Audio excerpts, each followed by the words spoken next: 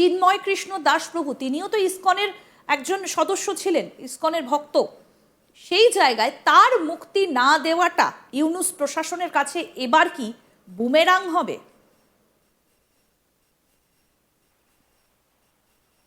হ্যাঁ, এটা তো একটা অত্যাচারিত মানুষের প্রতি একজন নোবেল লরেট, তার যে একটা মমতা থাকা দরকার, তার যে সহানুভূতি থাকা দরকার, সেটা সে প্রমাণ করতে পারেনি, ব্যর্থ হয়েছে। তাকে আজ পর্যন্ত এতদিন হয়ে গেল, তার মতো একজন সাধু সন্ন্যাসীকে, সে তো সাধু সন্ন্যাসী তো তো জঙ্গি জেহাদি না, যে কোনো সময় যুদ্ধ ঘোষণা করে না, সাধারণ শান্তিপ্রিয় মানুষের শান্তি ভঙ্গ করে না, সে তো শান্তি প্রতিষ্ঠার জন্য তার জীবন স্যাক্রিফাইস করছে। তো তাকে কি কারণে তাকে জেলখানায় দেওয়া হলো, কি কারণে তার জামিন দেওয়া হলো না, তা আজও জামিন দেওয়া হলো না, এগুলো তো মানুষের কাছে অনেক বড় ধরনের প্রশ্ন।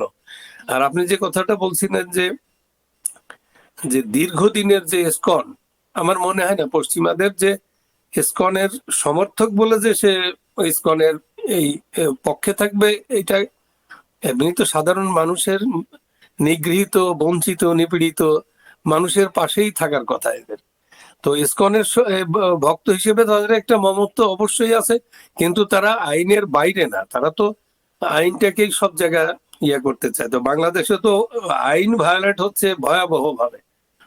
এখানে কোনো আইনের উকিলদেরকে কোর্টে হাজির হতে দিচ্ছে না, পিটাইয়ে বাইর করে দিচ্ছে, জাজদেরকে পিটাইয়ে বাইর করে দিচ্ছে, তাদেরকে একটা ভ্যান্ডালিজম চলছে। তো এইটাকে তারা কোনো অবস্থাতেই সমর্থন করবে না।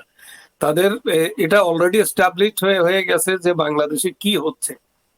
ওরা যতই বলুক যে না আমরা হিন্দুদের এমন কিছু করছি না, মুখে তারা অনেক কিছু বলছে, কিন্তু কার্যকলাপ, কাজে কর্মে আমরা দেখছি, সারা বিশ্ব দেখছে যে কত অত্যাচার হচ্ছে সাধারণ মানুষ, রাজনৈতিক দলগুলো, তারপরে এই বিশেষ করে হিন্দুদের উপরে এই আপনার 5ই আগস্টের পর থেকে যে হিন্দুদের উপরে যে অত্যাচার শুরু হয়েছে, আজও কিন্তু সে অত্যাচার বন্ধ হয়নি। কাজেই সিম্প্যাথি তারা তো পাবেই না, বরং তাদেরকে আন্তর্জাতিক ইয়াতে পরিমণ্ডলে এনে বিচারের সম্মুখীন হতে হবে, এটা আমার দৃঢ় বিশ্বাস। আর রিসেন্ট যে বাংলাদেশের যে পলিটিক্যাল চেঞ্জ ওভার হচ্ছে, এইখানে সাধারণ মানুষের উইল, তারপরে এই সংখ্যালঘিষ্ঠ ইয়াদের অধিকারটা প্রতিষ্ঠিত হবে, এটা আমার দৃঢ় বিশ্বাস। ট্রাম্পের সেই বর্তমান অ্যাডমিনিস্ট্রেশন বাইডেনের মতো ওই রকম হবে না, যে দেখছে না বা তারা একটা এজেন্ডা নিয়ে এগোচ্ছে, এরকম না। এখানে একটা সত্যিকার অর্থে সাধারণ মানুষের পাশে এসে দাঁড়াবে ট্রাম্প, এই বিষয়টা নিশ্চিত হয়ে গেছে। তো 20 তারিখের পরে দেখা যাবে যে যে একটা ফ্রুটফুল একটা কিছু আমরা দেখতে পাবো, একটা শান্তির জন্য সাধারণ মানুষের যে পাশে গিয়ে যে গোটা বিশ্ব দাঁড়াবে, এটা আমি নিশ্চিত। স্যার, আমি একটু জানতে চাইবো আপনার কাছে, বিভিন্ন সূত্র মারফত তো আপনার কাছে খবর আসে, আপনি এতদিন সাংবাদিকতার পেশাতে রয়েছেন, এই যে ইসকনকে নিষিদ্ধ করার একটা দাবি বাংলাদেশের মৌলবাদীদের তরফ থেকে উঠেছিল, যদিও সেটা পরে আর মানা হয়নি, এই মুহূর্তে দাঁড়িয়ে ইসকনের যে প্রতিষ্ঠানগুলো রয়েছে বাংলাদেশে বা সনাতনীরা, তাদের অবস্থা এই মুহূর্তে কেমন? তারা খুবই আশঙ্কার ভিতরে রয়েছে, কখন কি অবস্থা ঘটে। এই ইনুসের ইনুসের এই অবৈধ সরকার বেশি দিন লিঙ্কার করবে না, তারপরও মানুষের ভিতর থেকে এই ভয় ভীতি এখনো কাটেনি।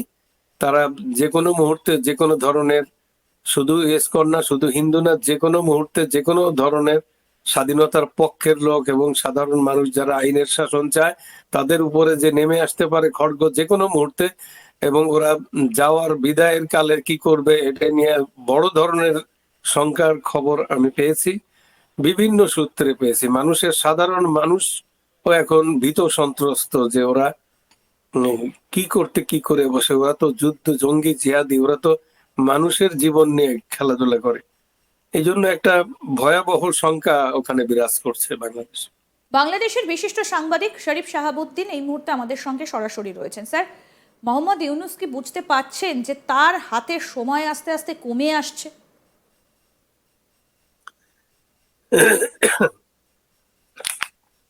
হ্যাঁ, বিষয়টা আসলে এখন তো ডিজিটাল যুগ, কোনো কিছু গোপন থাকে না।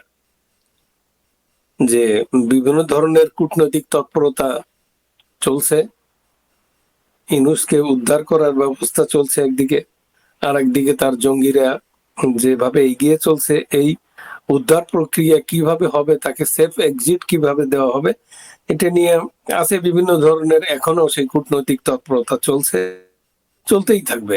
তো 21 তারিখে, মানে 20 তারিখের পরের থেকে আর দুই ধরনের কূটনৈতিক তৎপরতা চলবে না, ওটা চলবে এক ধরনেরই, একটা নির্বাচিত ট্রাম্পের অ্যাডমিনিস্ট্রেশন যেভাবে এগোবে সেভাবেই চলবে। একটা বিষয় আমরা নিশ্চিত যে ট্রাম্পের কাছে সে এখন এবার নতুন ভাবে ইমার্জ করছে একজন বিশ্ব নেতা হিসেবে। তার সামনে অনেকগুলো সমস্যা আছে, যেমন ইউক্রেন, রাশিয়া, গ্রিনল্যান্ড, পানামা ক্যানেল, ইভেন কানাডার সাথেও। তো আমার মনে হয় যে গোটা পৃথিবীর যে সমস্যাগুলো আছে সেগুলোর দিকে সে তাকে অ্যাটেনশন দিতেই হবে। সেই দিক দিয়ে আমার মনে হয় যে ভারতকে যেভাবে তারা তাদের অ্যালি হিসেবে একেবারে